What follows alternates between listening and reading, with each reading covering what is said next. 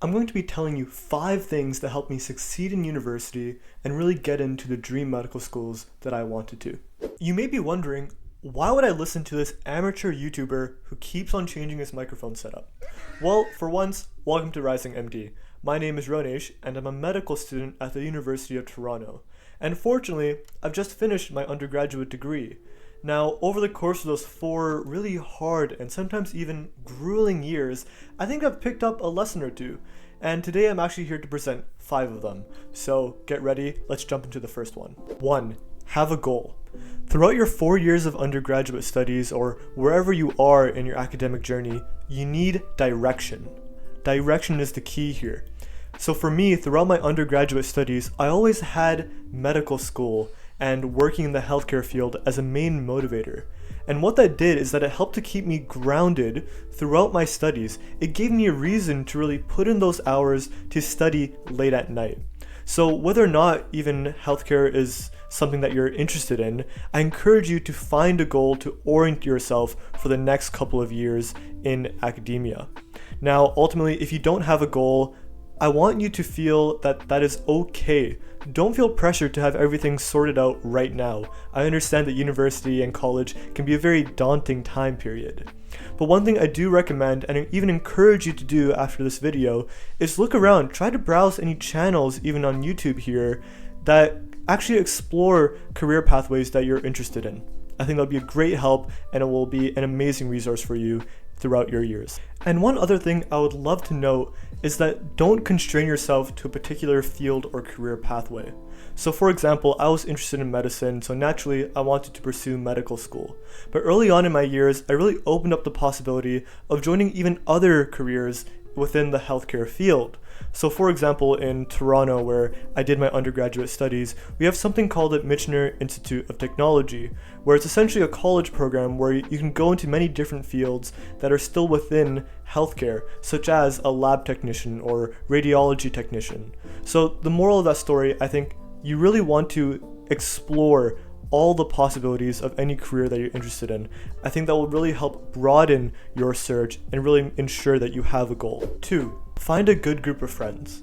So in university, you'll be encountering new people from all walks of life. I think that's one of the most amazing things about university. If you live on residence, you may naturally find a great group of friends that you really connect with. But if you don't connect with them, that's not the end of the world.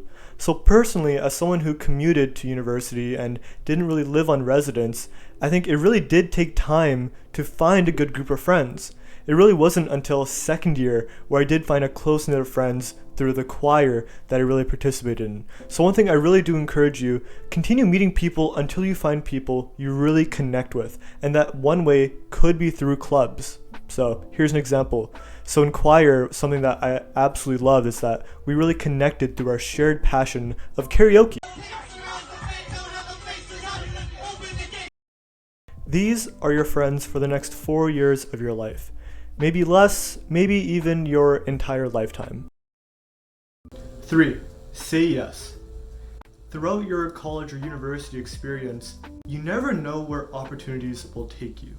University is a place to reignite old interests, but also to do a bit of self-exploration. Explore some of your interests, some that you may never even expected that you would like. So for example, I had an old classical training in Indian music. I sang it throughout my elementary school years. And it really wasn't until university that I really broadened my horizons and really transitioned into singing in a traditional choir filled with Western music, even some classic Disney songs. As a disclaimer, one thing I do want to say is that you don't want to overwhelm yourself by committing yourself to too many different opportunities. One thing I do want to say, try prioritizing quality of experiences over the quantity of them. But to wrap things up, don't underestimate the opportunities present to you. Dive in, see what happens, and I'm sure it will be a positive experience. 3. Mentors, mentors, mentors. University is confusing. I'm sure that we all know that. It's not something to underestimate. However, fortunately, there are people that have just gone through the same exact process as you. The seniors that are 1 year older than you and are in the year ahead of you. So one thing I found in my experience is that they were insanely useful for deciding which ECs to join, which courses to pick, which courses to avoid. Those are the stuff that you really need to know during your university experience. And that's not something some random person on YouTube can tell you to do, but it is one thing that the mentors within your university can. So one thing I do want to say is, don't be afraid of seniors. I think, speaking as myself right now, who is a senior, I think we're always interested in sharing our knowledge, experiences, even trauma with younger students to really help the next generation. And speaking a bit more about the whole medical school side of things, seniors that I've met throughout my undergraduate degree were insanely useful for in terms of actually going through that application process. So don't underestimate seniors, and I'm sure you would find ones that would be great mentors to you. 5. Do the bare minimum for excellence. So let me talk about that. That's something that I've definitely coined during my own undergraduate experience. So I'm going to say something controversial here. 100s don't mean anything. So let me explain.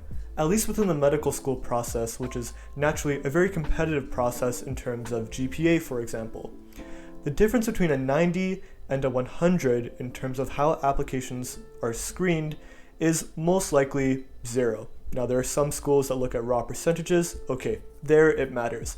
However, for the vast majority of schools, they care about GPA. And fortunately for you, GPA is a bracket, meaning 90 and 100 are regarded both as a 4.0. So I know some of you Americans may have 4+ scales.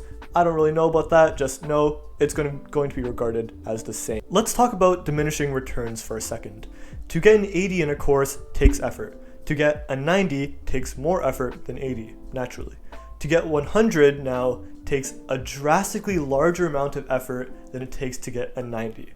So what does that really mean? It means that there are diminishing returns based on effort and the actual significance of the reward you're getting. If you are getting a 100, I think you're more likely to be sacrificing key components of your life, whether that be your social life, your extracurricular life, or even your family life. I think we need to make sure that there is a balance throughout your undergraduate studies, so that's why I advocate for doing the bare minimum for excellence. Just aim for 90. Aim for the highest GPA that you can, but make sure at the end of the day that you're healthy, happy, and most importantly, balanced throughout your undergraduate journey. Let me know what you think of those 5 tips down below. At least personally, they helped me excel in university and get into multiple medical schools, but I want to know what your feedback is. And let me know down in the comments if you want any other tips or any video ideas you would love to be explored. Now, naturally, one thing I want to say, university is a very difficult time. It can be a struggle to really retain motivation throughout those 4 years. So one thing I want to recommend, check out this video up here where I actually detail all of my motivational techniques that helped me stay motivated during my college and university experience and really helped me stay motivated, get a high GPA while retaining and actually having that balance that we talk about in this video. I'm sure that video would be great, so hey, why not go click on it? And if you're still sticking around to this point, my name is Ronesh once again. Feel free to drop a like and a subscribe. See ya.